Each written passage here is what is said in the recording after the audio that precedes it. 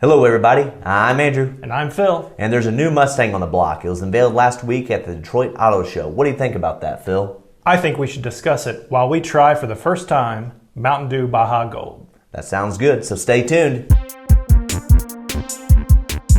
Welcome back everybody. So we have this Mountain Dew Baja Gold.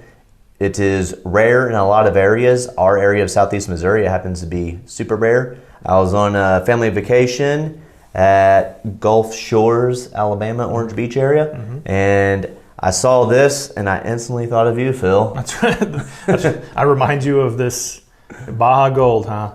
Yeah, we were talking about it because Mountain Dew has released a number of these new Baja flavors. Gold, Mango Gold, Mango Gem. Mango Gem. Yeah, that seems right. Even rarer. There's a few others. You can look them up yourself. But if you collect the caps for all of them, you can then enter yourself into a competition or something. And anyway, it's not all that important. But they know that people are going to kind of go out of their way to try to find these flavors and try them out, and it'll go viral. People post on social media. That's what we're doing. So now, initial thoughts. This is supposed to be a pineapple flavor. That's what it says. Yep. So pineapple. It's got the little diver on there with a trident, and he looks like a pineapple. That's right. He's got and it's got a nice urine color, to be fair. Very bright yellow. I bet it'll be pretty decent. That's my guess. I could be wrong, but so far all the Bajas that I've had, Baja Blast is like my favorite Mountain Dew. So I have high expectations for this Mountain Dew. So ready to crack them open? Let's crack them open and see. Hopefully they don't explode, because I don't want to drive 800 miles again. That's get right. It. You can fill one of those. Yep. And then all right. Take a smell. I was about to drink. I know. I saw that. Ready? Huh? Smells like a gummy. It's very pineapple. Like a gummy pineapple, like a candy. Like the artificial. It's very artificial pineapple, which obviously it's going to be, but smells good though. All right, time to taste it. Tap.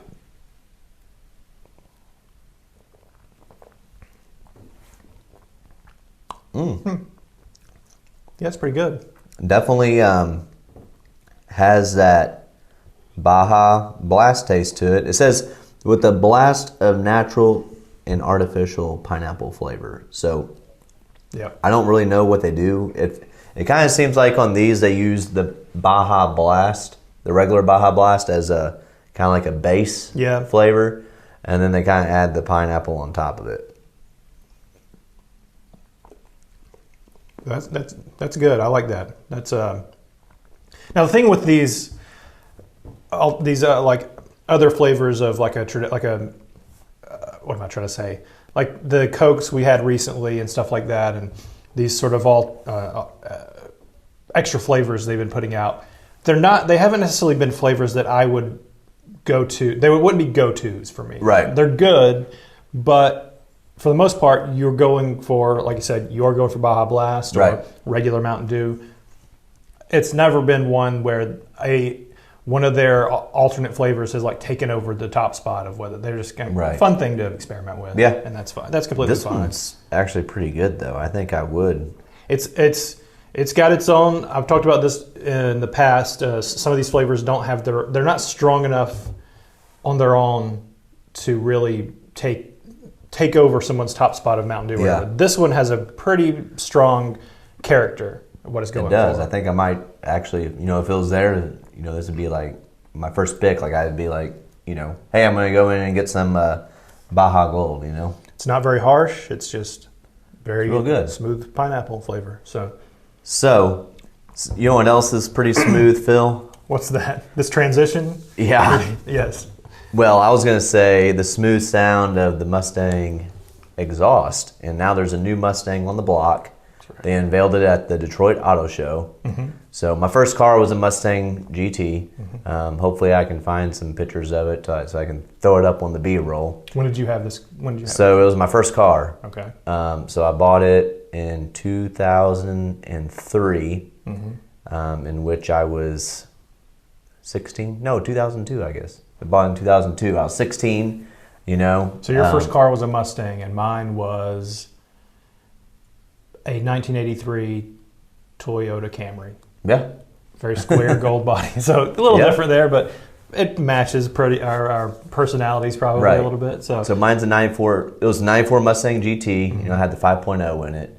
And so what really kind of stuck out to me when they unveiled this new Mustang, the 2024 Mustang, which is now, I believe they're calling it the S650 chassis.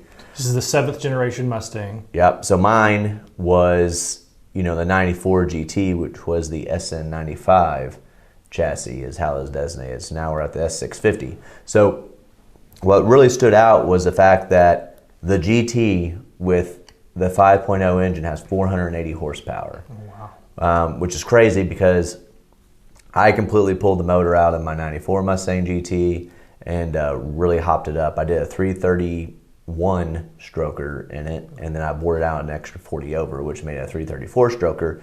And on the dyno, I got 480 to the rear wheels, but it also got like 6 to 8 miles to the gallon. Yeah. I haven't looked at what the fuel economy is, but I guarantee you know, coming from the factory nowadays, you know, in 2022, which I mean, you know, is Yeah. 2023, you're always, you know, they always say 2024, but really buy it, you know, a year behind. But with it being, you know, 2022 that they designed this thing and produced it, like I'm willing to bet it gets 20 miles to the gallon on the V8. And it's pumping out 480 horsepower. I mean, that's impressive. And there's no sign right now of any sort of electric version or hybrid version. You know, in modern cars, we kind of get to the point where we're expecting these big companies, even if it's the Mach-E technically is a Mustang, even though none of us really consider it that. But right. You know, they're putting out these electric versions of these cars, and so you're kind of like, are they going to do it with like such an American classic muscle car like the Mustang? Well, they haven't said anything yet. But let's talk about. So first of all, did you race your? Yes, I did. I drag raced it. Yeah. So best time on race slicks in the which was 35 by 30, 18 and a half. No, 18 by 10s in the back was a 7 flat in the eighth, and I ran 1098 in the quarter. Which the 1098 in the quarter was you know, race fuel and then and slicks. So. But yeah, it was really good. So I'm really curious to see what these Mustangs would be able to pump out with just, you know, changing the gearing in them. And because, you know, from the factory, they kind of come with a little bit more tame gearing. Like a bone stock GT, man. I know they got the dark horse and they got all the hopped up ones that are basically meant to just, you know, take from the showroom and get a performance and go package. race, and you know. And there's a lot of little design features they've done on this new one that, you know, you can plug in. Like if you want to record your track times, they have a little USB there by the rearview mirror, so you don't have to run a bunch of cables everywhere and all that stuff. And which is pretty cool. They've got a lot of little features that, you know, for allowing for people to race and just make things a little bit easier. The other thing that obviously really sticks out is the drift feature on it, which was electronic e-brake basically, to where it's going to make you be able to drift easier. So and just to be clear, they still have the cool old style handbrake there, right? But and a manual transmission, which I think a lot of even you know, the big car not car manufacturers, but car magazines were basically saying, hey, manual transmissions are dead because the Shelby, the last generation Shelby did not come in a manual at all. It was all automatic, and so, you know, the argument was that the car can shift at the ideal times and all that, which, I mean, yeah, that's cool, you know. I mean, yeah, in a race, if I want to win the championship, maybe I want that. But as far as, you know, driving it for just leisure, like, I want to have a manual on a sports car. And I think Ford really, like, listened to the enthusiasts, which are the ones that are going to, you know, that care about having the 6-speed manual. Yeah, because I think a lot of people, and our generation probably is right there in the middle of where a lot of people they didn't know how to drive sticks anymore. Right. And they didn't have to. And so I wonder how much of that, how many people now going forward are going to actually know. And our car manufacturer is going to look at that and say, well, we don't need to produce this stuff anymore. I figure a Mustang's going to be like the last of cars if they ever decide to not produce a manual version. Yeah, I'll be curious to see very end of it. Because I know online, you know, on the, you know, down in the, you know, the depths of online, people are saying that the Camaro's dead or whatever, And so basically you got the Challenger and the Mustang, which is going to be like the last standing of the V8, American original muscle cars. So it'd be kind of curious to see, for one, if the Camaro, if they come out with a new generation with that, if it has a manual, and if the Challenger has a manual version as well too. But I thought that was really cool. The other thing too, which I think that is not getting the spotlight like what the V8 is, but the EcoBoost, the 2.3 liter EcoBoost, it's 2.3 liter 4-cylinder with a turbo on it, but that thing's pumping out 350 horsepower. That ain't no slouch. Like, say what you want about 4-cylinders, whatever, but the fact that thing's pumping out 350 horsepower from the factory, I think it probably gets between 24, 26 miles to the gallon. Just to get some perspective on that, my 94 Mustang GT, I believe on the original sticker, or the original specs, if you looked it up, was 225 horsepower of a 5-liter V8. And I got less than 20 miles to the gallon. Wow. So the fact that you can go out and buy a 4-cylinder, and I think it's affordable. It's like, $26,000, I think, is what that thing starts out at. You get 350 horsepower. Yeah. I mean, that's some performance there. And also, like, I think that, there's so many people that are like, I wish that there was a Nissan 240SX, like for drifting. Right. But I think whenever you think about it, I think the EcoBoost Mustang fits that bill. You got a 4-cylinder turbo, so you get that 4-cylinder personality. That's the reason why people like the 240. You got a small engine, small car. It's just, there's nothing like the way that 4-cylinder sounds that has a lot of, oomph to it. Right. Same way there's, American V8 with, 480 horsepower has a nice sound to it too. Yeah. So I think that the EcoBoost is a very overlooked car that I think is kind of starting to get its own little fan club, and that's why they kind of unveiled it, which they did make. There is differences between the EcoBoost and the V8 styling wise. If we go interior, they did gave it a makeover, higher quality materials. You got your touchscreen panels that you would expect in a lot of modern cars, which I've never gotten to use, but it was interesting. I like pretty much everything about it, but the way that the extended part of that touchscreen kind of juts out, it's very square, and it's got a lot of cool features, a lot of things you can configure about it. Everything from the color of the display to and also a lot of your interior, like the interior temperature and everything, is going to be taking place with the touchscreen, which could be some people. I mean, I can see people not liking that much. They want knobs and stuff like that. But there's a lot of cool features about it. Like you can customize the your gauges to look like the gauges from the Fox body. Yep, from the original Fox body. Yep. You can have it look they really highlight it and emphasize that you can make it look like the Ford legendary green glow gauges. And the funny thing is like whenever I go to car shows and things like that, you don't ever hear people like brag about, the legendary, Ford Glow gauges. Yeah. But the moment he said that, I knew exactly what he was talking about. If you ever rode in a Ford, between 86 and like 96, the Ranger, I remember we had an old 94 Ranger or whatever, and it had the green glow gauges. The Fox body had it. My Mustang, before I swapped the gauges out, it had it too. So it's like I knew exactly what it was. And so like for someone like me, now all of a sudden that's cool. Where back it was funny because back in the 90s, we were, or the late 90s, early 2000s, all of us, modding cars and Mustangs and stuff, we would swap those gauges out super fast and put the white face gauges. That was like all the rage. And I hurry up and get that black green glow stuff out and put some white face gauges with a blue glow to it. Another cool feature about the Mustang is like the silent mode starting. Oh yes. I haven't really looked at the specifics on how the technology makes that happen, but you can start that would have been very helpful for me when I was trying to sneak out whenever I was 16 years old in my Mustang, because I remember like literally sneaking out at night. So hey, statute of limitations. Yeah, statute of limitations now. Try grounding me now, Mom. But anyways, there's been several times like the awesome thing about having a manual was I would, you know how like you press the electric garage doors, Yeah. you can ring out and all that. Yeah. Well, I would manually, you know how they got the little pull rope, string on it to where you can like manually put it up. Yeah.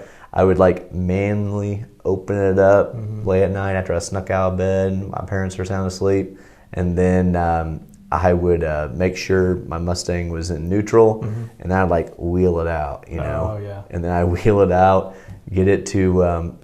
My house was up on top of a hill, and I lived with my parents, and then it went down. Like the hill went down to like another stop sign.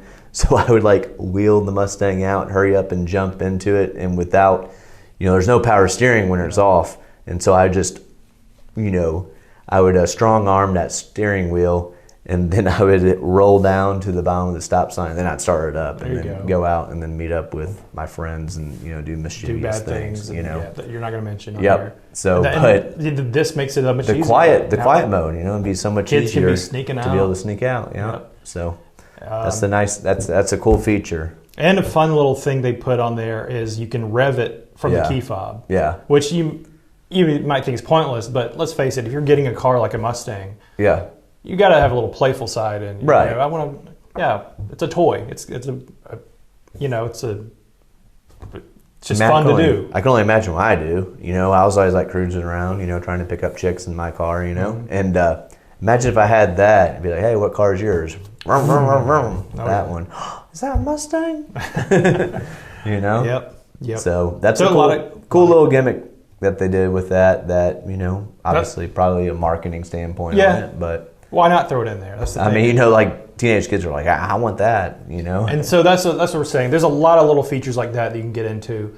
That I think it's just fun to, if you're curious about it, dig into it, look it up, and I think you'll be surprised. I think you'll be pleased. Anything else? I think that pretty much covers it. You know, if you like what you're seeing, be sure to hit that subscribe button and then the bell so that you get notified every time we have new videos. So we've been holding pretty good on a schedule every Saturday at 8 a.m. for two people with a full-time job and one family. I'd say we're doing pretty good. You know, we're kind of pumping the content out. Also, we're on the road to 200, Phil, 200 subscribers, right? We're still a new channel as far as the world of YouTube. Yeah. So the fact that, you know, in this amount of time we're getting the 200, I mean, it's awesome. We owe it all to you guys. Luckily, you haven't thrown out something that you're going to do at 200 yet. Yeah, we don't know yet. We're going to do something. Last time you just threw it out randomly and we I had did. stuck.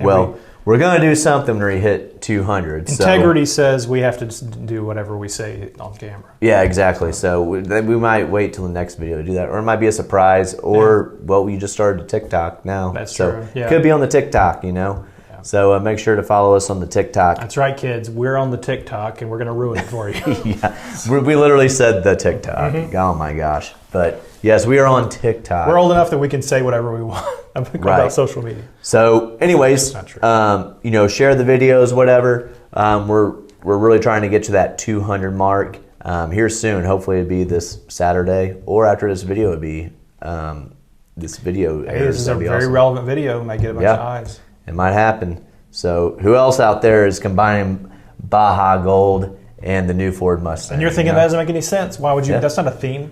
It doesn't matter. That's why we do it. Don't worry about it. Yep. So yeah, thanks for watching. Go out and get you some Baja Gold if you can find it. Try it out. Send us some rare ones if you can find that, and you're in an area where you can find some of the rare ones. Yep. Send it to us. The Mango Gem. We'll shout you out. Yep. All right. Thanks for watching. Bye-bye.